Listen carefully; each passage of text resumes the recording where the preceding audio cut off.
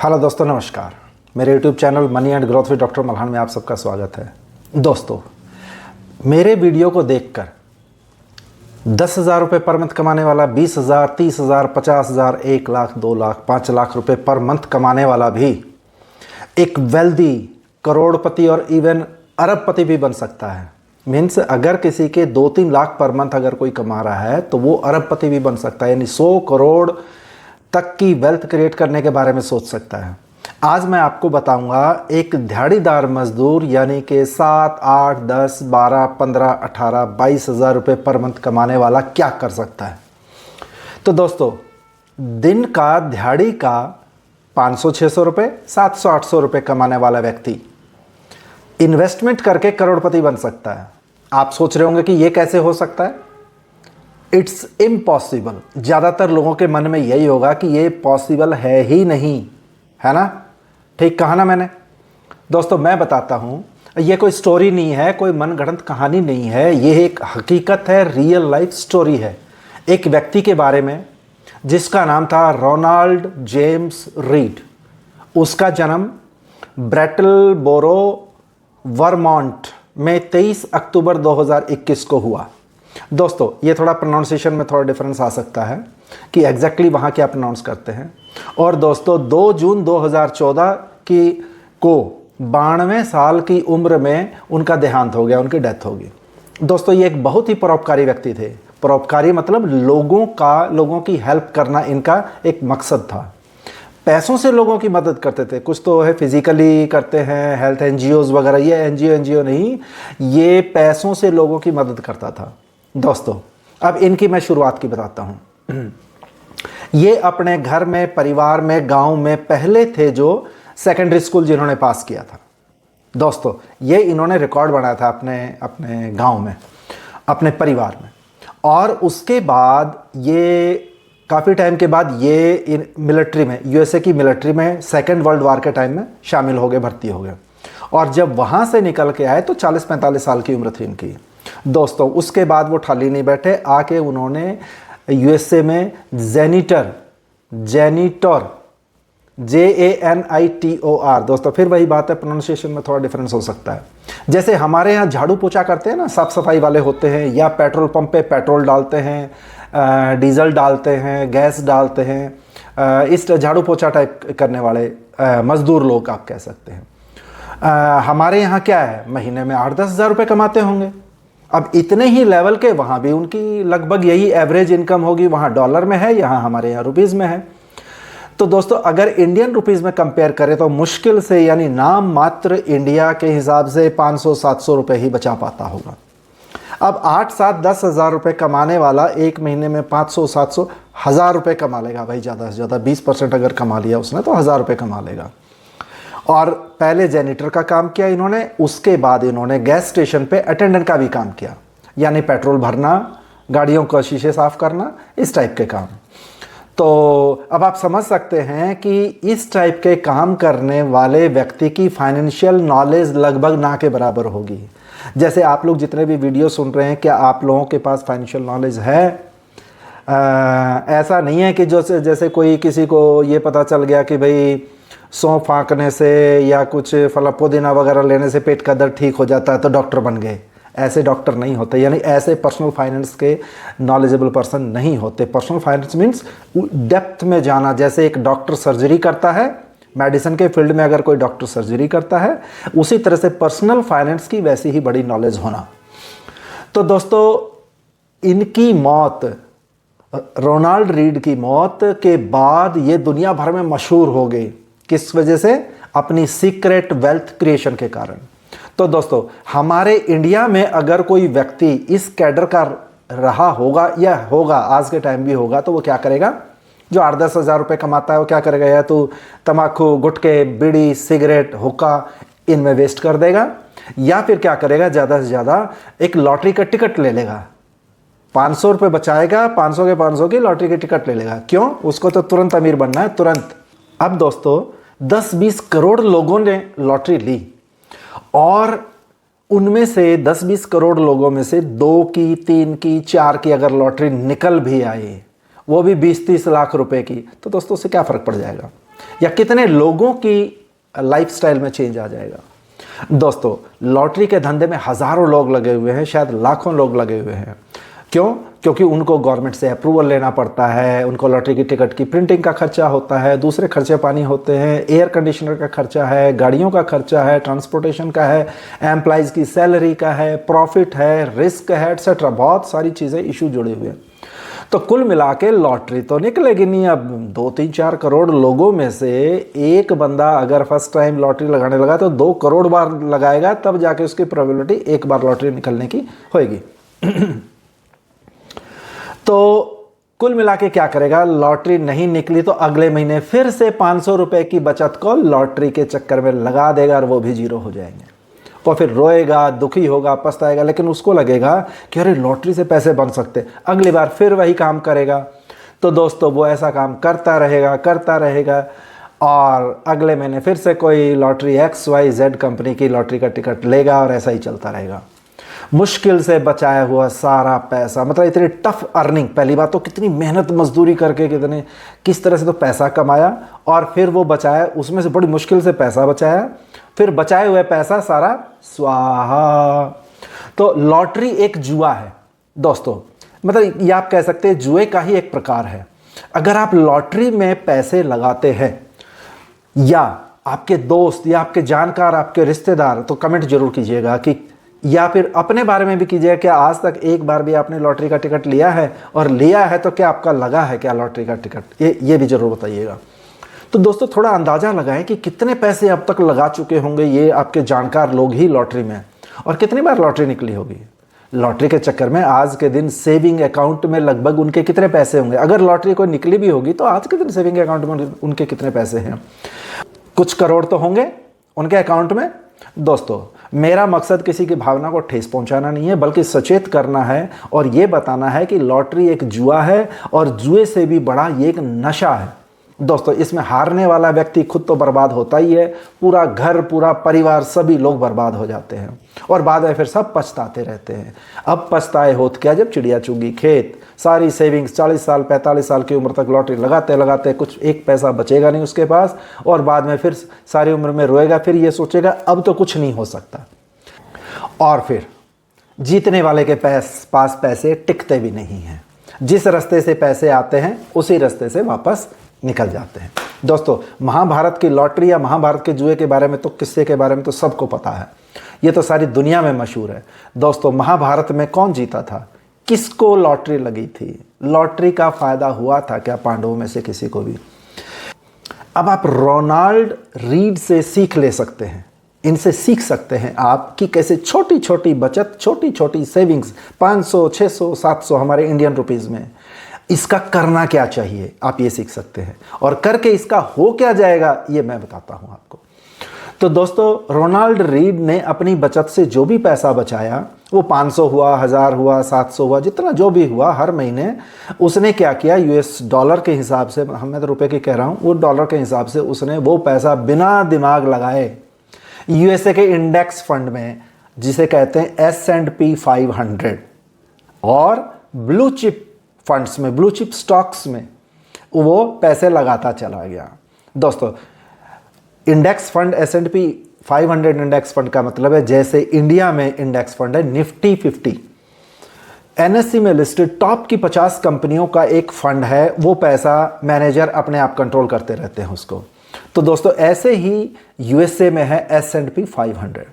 जैसे ये 50 शेयर उन कंपनियों के हैं और उन कंपनियों में इनकम बढ़ता घटता रहता है, प्रॉफिट घटता बढ़ता है, डिमांड, सप्लाई, ऑर्डर्स कौन ले रहा है, कितने खरीदार हैं, कितने बेचने वाले हैं, इन सब के ऊपर डिपेंड करता है कि उनके पैसे ऊपर नीचे होते रहते हैं। तो जैसे निफ्टी 50 के ऊपर नीचे पैसे होते रहते हैं, प्राइसेस होते रहते हैं, वैसे ही USA की S&P 500 में लगभग 500 स्टॉक्स हैं और वो भी इसी तरह से अप डाउन मोमेंट करते रहते हैं। इसके पीछे लॉजिक है और ये लॉजिक डिटेल में हो जाएगा, इसलिए इसको मैं फिर कभी बताऊंगा। दोस्तों, रीड भी USA की S&P 500 में उन पैसों को हर महीने जाके उसके यूनिट्स खरीदता रहा, इंडेक्स फंड्स की यूनिट खरीदी जाती हैं। अब वो इंडेक्स फंड 500 चाहे नीचे जाता चाहे ऊपर जाता, रोनाल्ड रीड पे कोई फर्क नहीं पड़ता, वो तो रिलैक्स होके अपना काम करता रहा करता रहा करता रहा। दोस्तों उसने हर महीने बस इंडेक्स फंड्स के यूनिट खरीदे और मार्केट गिर गई चाहे चढ़ गई, कुछ महीने सेम लेवल पे भी रही, उसने कोई ज़्यादा दिमाग नहीं लगाया, बस करता गया करता गया करता गया। तो दोस्तों उसने एक ही रूल को फॉलो किया और वह रूल क्या था? Buy and hold. Buy means खरीदना, एंड होल्ड, होल्ड मतलब रखना, पकड़ के रखना, बेचना नहीं। ठीक है, बाय एंड होल्ड का फार्मूला उसने अडॉप्ट किया। जैसे जैसे उसकी सैलरी या इनकम बढ़ती गई उसने उसमें इन्वेस्टमेंट का पोर्शन भी थोड़ा थोड़ा बढ़ाता गया। उसने ये इन्वेस्टमेंट करीब करीब 50 साल तक लगातार किया दोस्तों, एक भी किस्त मिस नहीं की उसने, एक महीने भी नहीं मिस किया उसने। साथ ही उसने कभी कोई लॉटरी भी नहीं खरीदी। अगर कोई सोचे ना कि बाद में अच्छा कुछ ज़्यादा पैसा हो गया तो कोई लॉटरी का इम्पैक्ट होगा, नो दोस्तों, उसने कभी कोई लॉटरी नहीं खरीदी। तब आप बताइए लगभग 50 साल के बाद आपको क्या लगता है कि जब वो लगभग 50 साल का इन्वेस्टमेंट का टेन्योर खत्म हुआ होगा, यानी जब 2014 में उसकी डेथ हुई होगी, तब उस टाइम कितनी की वेल्थ क्रिएट कर चुका होगा? एक जेनेटर, एक मजदूर 500-700 रुपये हर महीने बचा के इन्वेस्ट करके उससे 50 साल बाद क्या कितनी की वेल्थ क्रिएट कर ली होगी? क्या आप लोगों ने किया है आज तक? अगर कोई 40, 50, 60, 70 साल का है, आप लोगों ने वेल्थ क्रिएट की है एफडी से, कहीं कहीं सेविंग से? एफडी से क्या क्रिएट होगी भाई? 5-6-7% तो इंटरेस्ट मिलता है इसमें। चलिए, तो अब मैं आपसे पूछ रहा हूं कि 50 साल बाद जब उसका टेन्योर खत्म हुआ तो कितनी की वेल्थ होगी उसके पास? Gas it. चलो मैं बताता हूं आपको, 5 सेकंड फिर भी आपको टाइम दे रहा हूं। 1 2 3 4 एंड 5। अब दोस्तों मैं बताता हूं आपको, इन्वेस्टमेंट के बाद उसके पास लगभग $8 मिलियन थे। जब उसके बैंक अकाउंट, जब उसके बैंक में जो जैसे गहने वहने रखते हैं वो लॉकर वगैरह देखे, लॉकर में 6-7 इंच के वो पेपर इकट्ठे थे। मतलब रद्दी की तरह पेपर इकट्ठे हो रहे थे शेयर्स के, क्योंकि पहले फिजिकल फॉर्म में होते थे। आजकल तो मोबाइल में टक टक किया, टक टक शेयर्स आ गए। पहले आने में भी 1 सप्ताह लगता था और पेपर की फॉर्म में आते थे। वो पेपर इकट्ठे हो रहे, उसके पास 6-7 इंच के पेपर इकट्ठे हो रहे। अब जो ये $8 मिलियन थे, तो आज के लगभग 90 रुपए पर डॉलर के हिसाब से, मैं रुपए में आपको कन्वर्ट करके बताऊंगा, तो $8 मिलियन का मतलब 1 मिलियन होता है 10 लाख के बराबर। तो $8 मिलियन हो गए 80 लाख डॉलर के बराबर। और दोस्तों ये 90 की रेट के हिसाब से 72 करोड़ रुपए हो गए। यानी इसी वजह से उस समय रोनाल्ड रीड यूएसए के टॉप 50% में नहीं, 30% में नहीं, 20% में नहीं, 10% में नहीं, 5% में नहीं, 1% में भी नहीं, 0.5% अमीर लोगों में, वेल्थ क्रिएटर्स में आ गए थे वो 50 साल के एक रेगुलर इन्वेस्टमेंट के बाद, वो भी इंडेक्स फंड में, या मोटे मोटे मेन जो शेयर्स होते हैं, प्रॉक्टर एंड गैम्बल वगैरह वगैरह। मैं नाम नहीं लूँगा अभी किसी भी शेयर का, और न ही मेरे किसी नाम को कोई रिकमेंडेशन समझना। तो दोस्तों उसने कभी भी अपने पैसों का दिखावा नहीं किया। नॉर्मल सी ड्रेस, जैसे नॉर्मल से कपड़े पहनते हैं ऐसा नॉर्मल कपड़ा पहनता रहा, चुपचाप नॉर्मल जिंदगी जीता रहा।